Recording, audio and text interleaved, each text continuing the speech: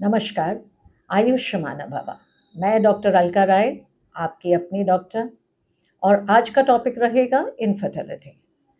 Infertility mails में भी होता है और फीमेल्स में भी। आज हम मेल इनफर्टिलिटी के बारे में डिस्कस करेंगे।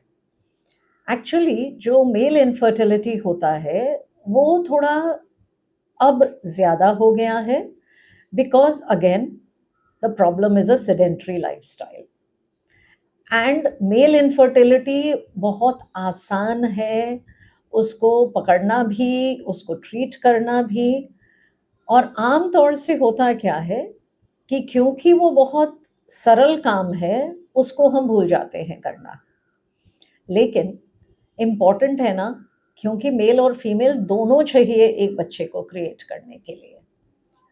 तो अब मेल्स में all that you need to do is a semen analysis.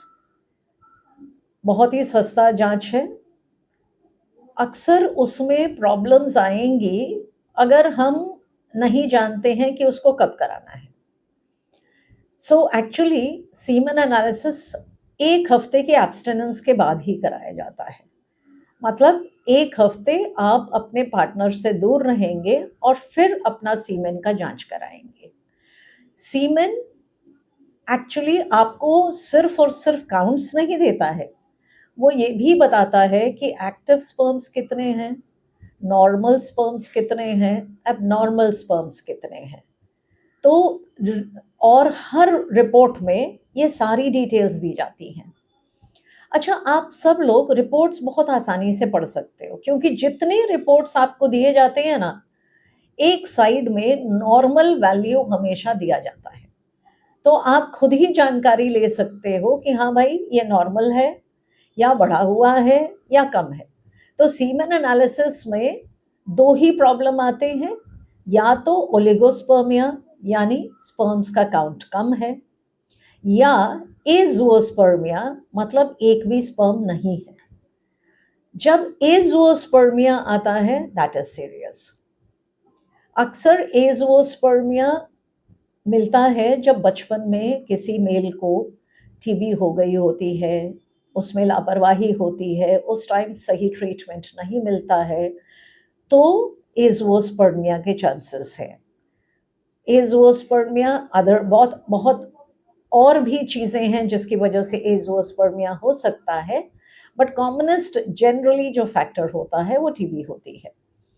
उसका ट्रीटमेंट कराना होगा। उसके लिए आप कृपया एक सर्जन से संपर्क करें।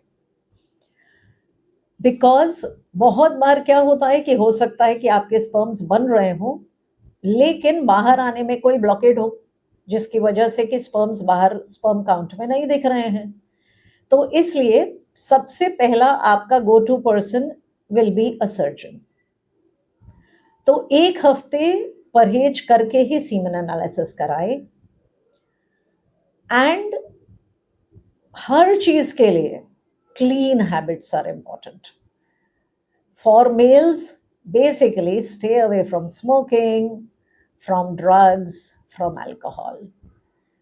ये सारी चीजें स्पर्म काउंट लो करती हैं। Lack of activity sperm count low करता है। Lack of proteins in your diet sperm count low करता है। Lack of exercise, again the same thing. तो कोई भी चीज, एक्चुअली हर बीमारी के जड़ में यही है कि लाइफस्टाइल आप लोगों की सेडेंटरी हो गई है। तो please improve your lifestyle, start exercising and start having adequate proteins.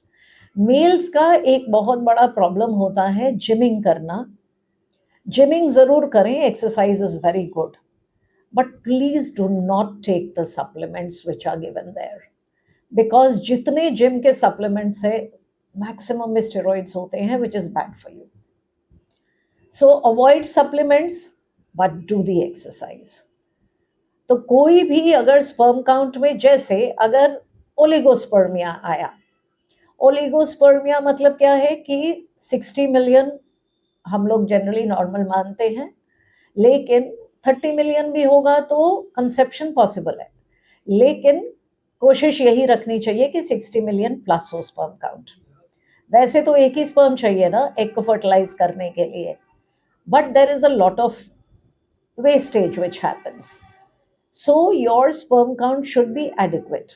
अगर ओलिगोस्पर्मिया है तो एक काम करें कि एक हफ्ते का एंटीबायोटिक की थेरेपी ले लें अपने सर्जन से, और फिर एक हफ्ते का दूरी बना के और एक रिपीट सीमेन एनालिसिस करें। कभी भी एक रिपोर्ट पे बहुत सारी परेशानी और बवाल नहीं होना चाहिए। हमेशा एक सेकेंड ओपिनियन आपको हेल्प करेगा। So keep a healthy lifestyle and keep your sperms healthy so that you can be a fertile male. Thank you. Ayushman Bhava.